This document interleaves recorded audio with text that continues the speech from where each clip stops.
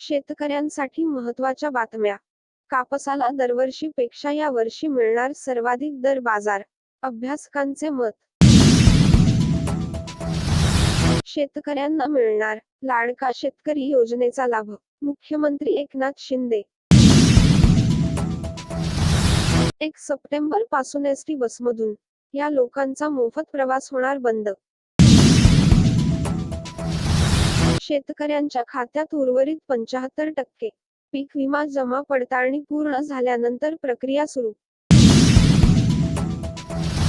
लाडकी बहीण योजनेचे 4,500 रुपये या दिवशी महिलांच्या खात्यात जमा होणार.